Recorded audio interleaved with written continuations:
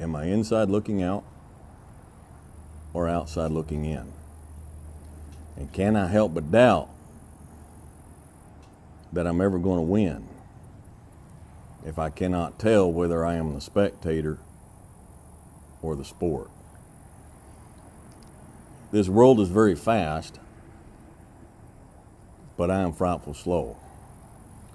Yet I hold on to the past, while in my heart I know that the past gets left behind with any fool bound to it. But my ways are still my ways, because whose else can they be?